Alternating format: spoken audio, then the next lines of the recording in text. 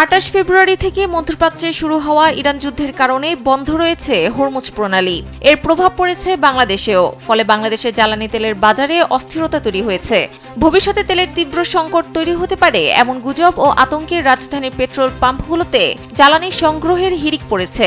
অন্যদিকে দেশে জ্বালানি তেলের পর্যাপ্ত মজুদ থাকলেও মাঠ পর্যায়ে ক্রেতারা পাম্পগুলোতে ডিজেল, অকটেন ও পেট্রোল পাচ্ছেন না। অনেক পাম্পের নিজস্ব মজুদ ফুরিয়ে যাওয়ায় তা শনিবার সকাল থেকেই বন্ধ রয়েছে। শুক্র ও শনিবার ডিপোগুলো বন্ধ থাকায় কোনো পাম্পে তেল সরবরাহ করা হয়নি। একাধিক পাম্পের কর্মকর্তারা জানান, রোববার থেকে ডিপোতে তেল সরবরাহ হলে বন্ধ পাম্পগুলো আবার খোলা হবে। স্যান্ডেলিনা সো, রূপচর্চায় আভিজাত্য। মাঠ পর্যায়ে সৃষ্ট সংকট ক্রেতাদের প্যানিক বাইংয়ের কারণে হচ্ছে বলে মনে করছেন সরকার ও তেলের পাম্পের মালিক ব্যবসায়ীরা। তারা বলছেন, প্রতিটি পাম্পের নির্দিষ্ট মজুতের ব্যবস্থা থাকে, আর প্রতিদিন কি পরিমাণ তেল বিক্রি হবে এরও একটি হিসাব থাকে। কিন্তু ইরান যুদ্ধের পর কয়েকদিন ধরে মানুষ অন্য যে কোনো সময়ের চেয়ে বেশি তেল কিনছে। এই প্যানিক বাইংয়ের কারণে দ্রুত তেল শেষ হয়ে গেছে।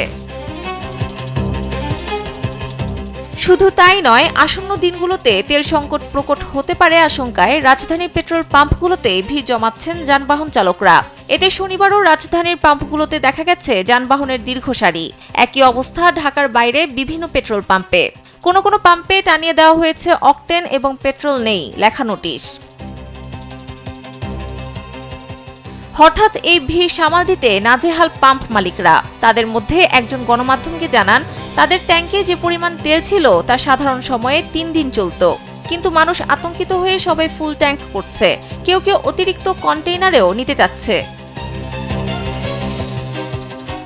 মধ্যপ্রাচ্যের বর্তমান পরিস্থিতি, দেশের জ্বালানি তেলের আমদানি মজুদ ও সরবরাহের সবশেষ অবস্থা নিয়ে শনিবার প্রধানমন্ত্রী তারেক রহমানের সঙ্গে বৈঠক করেছেন জ্বালানি মন্ত্রী ইকবাল হাসান মাহমুদ।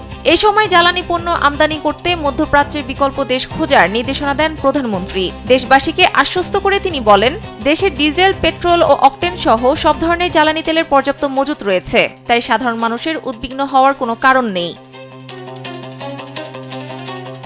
সানজিদা ইসলাম, কালবেলা।